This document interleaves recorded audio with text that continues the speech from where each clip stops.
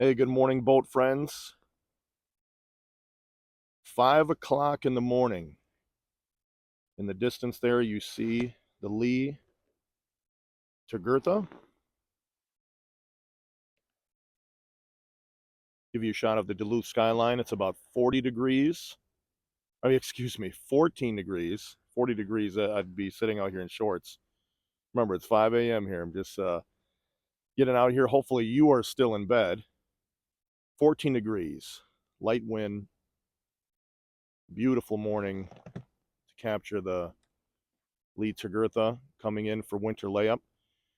I've been pretty excited to do this video for you because of the history of this vessel that I'm not sure everybody knows about. This is a war hero ship. It's not just a Laker. So I will go through the Superior, Wisconsin. As you can see, we have the snow and ice. It's still here.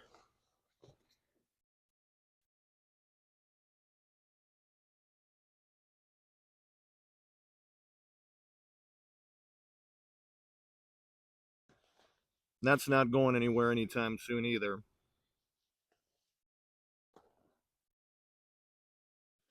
Well, I want to share some interesting facts with you before she comes in. So then as she does come in through the piers, we're able to really admire her and just think about some of these details as she goes by us.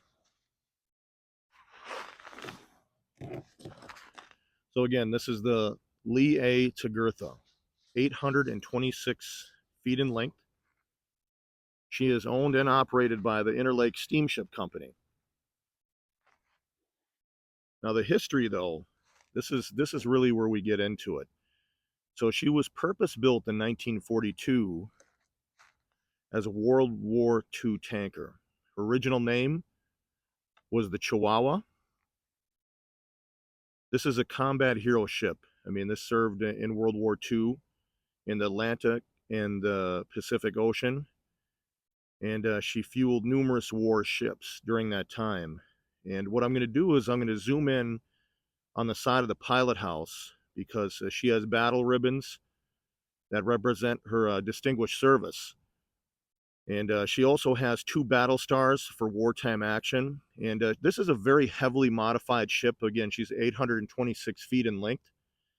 But again, I think that when you see her go by, you just think that, hey, this is just an old school Laker built in 42. But I want you to think about this.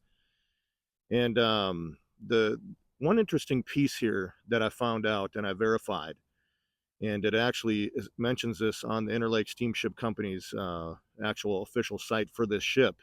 So imagine this. When in September 2nd, 1945, in Tokyo Bay, when the surrender ceremony happened with Emperor Hirohito and also General MacArthur, this ship that you're seeing right now was right there in Tokyo Bay at the time that the surrender took place. So she was decommissioned from military service in 1946. And, you know, as I mentioned, she's been modified and lengthened multiple times over the years. Here's something that's also interesting. You know, we hear Lee A. Tregurtha. Do you know who this actually is? This is the wife of Paul R. Tregurtha that this is named in honor of. So I think a lot of people just think that this is a male or some executive that was at one of these companies. No, this is in honor of the wife of Paul R. Tregurtha, which obviously we all know about that ship. And that was it renamed in 1989 after Interlake purchased the ship. In 2006, her steam plant was replaced with a modern diesel engine and a controllable pitch propeller. So you have about 8,000 horsepower going to that engine. And she also received exhaust scrubber system in 2016. She does have a bow thruster, and that was installed in 1966, and there's a stern thruster also that was installed in 1982. And carrying capacity is 29,000 tons. So this is, again, I'm going to zoom in on the ribbons. If you look at the thumbnail that I have for this video, at the very bottom, you will see the ribbons that indicate her service. So that's what you were seeing when you see all those colorful, you know, those, it almost looks like art, but those are ribbons. That's for military service. But remember, this is a truly historic ship, and I know that we talk about the Fitz and some of these others, but this is right up there. And I think with the military service, and just imagine this ship being there at the, you know, the surrender ceremony in Tokyo Bay. I mean, this is legitimate history that we're going to see going by us. So let me give you a little feel for the atmosphere. Like I mentioned, 14 degrees here in Duluth, Minnesota.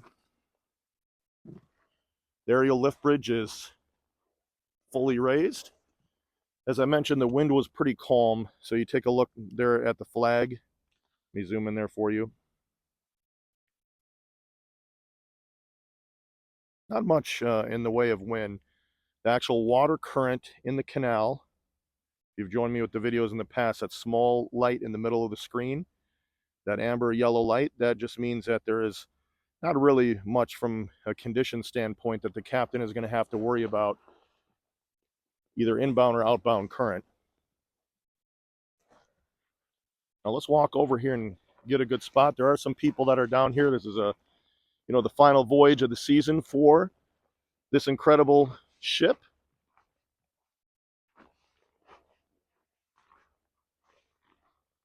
So let's get down here and get a good vantage point.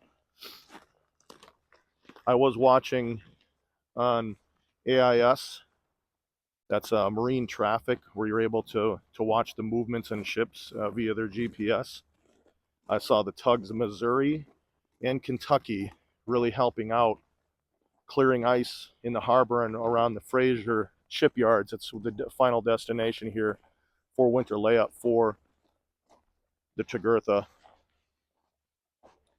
And she's making it in and right through the piers right now.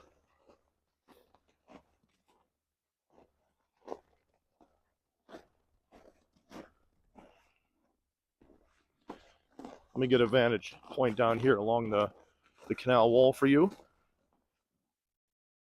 And we'll watch this marvelous vessel come in. And again, I hope all of you are still in bed, so hopefully you're watching this later in the morning, and I'll probably be laying in bed. And as you can see, you have some ice sheets that are moving along in the canal right now. Pretty significant in size as well, very dense. You take a look at this one just down below me. I mean, that's a pretty large piece of ice. And here she is now. And as she gets closer, I'm going to zoom in so we can see the ribbons on the side of the pilot house.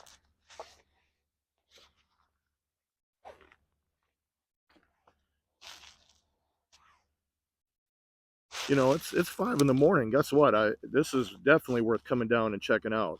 And if you think about it, I mean, in July, in August, you know, when there's no ice and it's 80 degrees out, hey, we're still going to enjoy these you know, ships going through, but it adds a little bit of character to what we're viewing, and just the atmospheric conditions and everything else, weather conditions as well. So I'm okay with that cold, because I know it's going to get warm at a certain point. Again, for those who are just joining, 826 feet in length. This is a wartime hero ship, built in 1942 as a World War tanker initially. Original name was a Chihuahua, and you know, she fueled numerous ships during wartime. And you know, again, this is just it's a legitimate hero ship, and she has 2 battle stars from wartime action. As I mentioned, those ribbons are going to be on the pilot house. Renamed Layup Tregurtha in 1989 in honor of the wife of Interlake Chairman Paul R. Tregurtha. So she's going to make it through the ice. So in the future, when you see the Lee Tregurtha, you'll have that history, you'll know. And this is that old school Laker look where you have the forward pilot house. That's the pilot house that's on the bow. I can hear her engines rumbling right now. And we'll get a good look at her as she goes by us. And again, I'm going to try my best to zoom in. It's early morning, so not a ton of light, but I think I should be able to get enough of a shot here for you to see those ribbons that I'm talking about. And the ribbons are on both sides of the vessel, so we will be able to see it.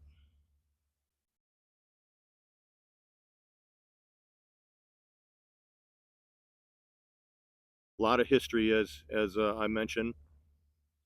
And remember, this crew, you can see some lights on there in the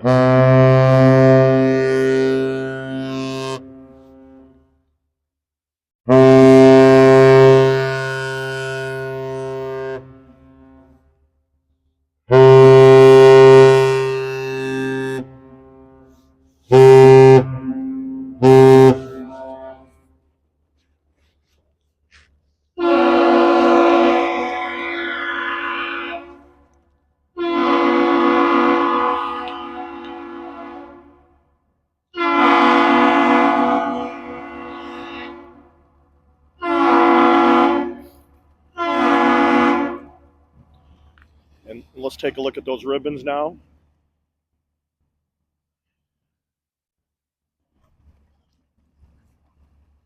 Right there in the middle of the screen, it's a rectangle, and you'll see that on my thumbnail. But look at this hero ship here, taking a nap for the season at Fraser Shipyards, pushing through the ice. Give you a good shot of that beautiful aerial lift bridge with this spectacular vessel. All of these crew members are looking forward to this moment. You can imagine all the hard work that they have done throughout the season. It's time to take a little break now and get back with the family and recharge for the next shipping season. Give you a look at the stern of the vessel. Again, you have that stacked old school Laker look. I wish there was more light out here. I mean, there's more light on this side than there is on the superior side. So at least we have, I'd say, better lighting. But what an amazing story, don't you think? When I did the research on this, I mean, at each point, I was just fascinated by it. Definitely, from a ranking standpoint of my interest in vessels, this definitely went up the list with the history and the story that comes along with it. Now let's listen to the engines working.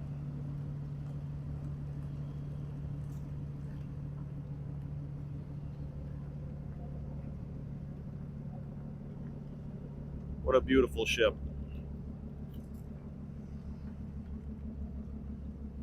We're definitely going to get the turn. You know me.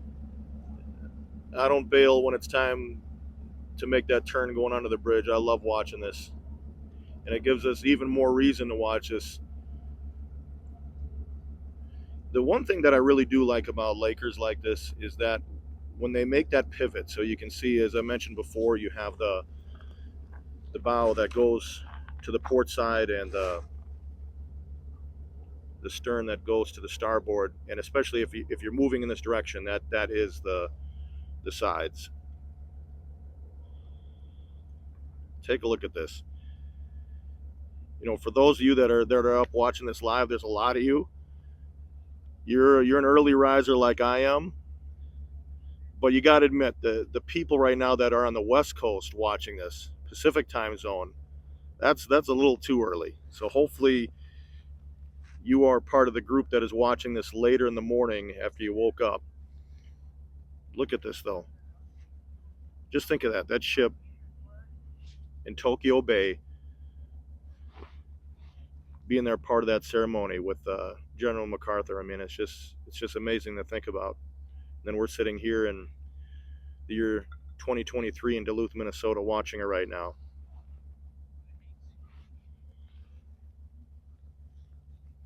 You can see that right now there's a spotlight moving along the water.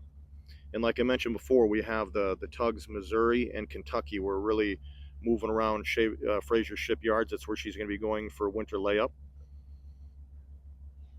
Just a beautiful vessel. Just so excited to come and tell you this story and let you learn a little more about her.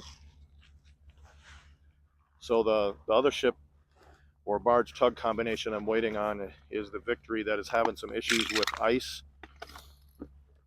Speaking of ice, let me show you the footing here. So this is what I'm dealing with. I got the boots. I'm walking very flat-footed, but you have, you know, nothing's flat. It's an uneven surface. I would almost say that this would be what it would. This is similar to the moon. You know, it's nothing flat. Everything is hard and dense, and there's ice. So I'm just taking my time. But anyway, getting back to the point of that that tug barge Victory that's sitting right now at CN Dock. She is having issues from what she communicated on the radio that I heard, something to do with maybe some ice issues, something to do with possibly in the something to do with the engine as well. So we'll see when that goes out. But you know what?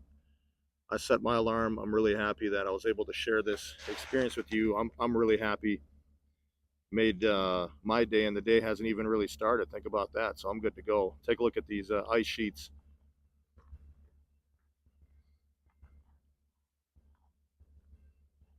Yeah, this is probably going to be a video that I'll go back and watch myself a couple times just after hearing the history. And like I said, that the lead Tregurtha has moved up in my rank as far as ships and you know, vessels that really pique my curiosity. So, and that's the thing. Every one of these vessels has a story, and that's something that really is interesting to me, and I like learning about them. Let me give you one shot of the moon. That's the moon up there. Calm morning, not a lot of wind. That's a Saginaw that's still out there. But you know what? For those who joined this morning to watch us live, thank you. I hope you had a good time. And for those who are hopefully waking up and watching this later in the morning, hope you enjoy the story and realize that sometimes we see these vessels, these ships go by us, and you know, we're just really fixated at listening to the salutes, right? But think of the history on this vessel that we just saw. I learned a lot about it, and really has me look at her a lot different. And I think as we explore the stories of the other ships, it'll do the same. So anyway, I will be looking for the next vessel as usual. I do have a surprise later today, so hopefully you'll be joining me for that live later this afternoon. Well, from Duluth, Minnesota, the aerial lift bridge, I hope you have a great time until I see you next. Grab a coffee, relax a little bit. Hopefully you're in a warmer situation than I am right now. But I will see you soon. It's the weekend. We got to be feeling good just from that perspective, right? So thanks again, boat friends. As always, I appreciate you so much. And I will see you here on the next ship.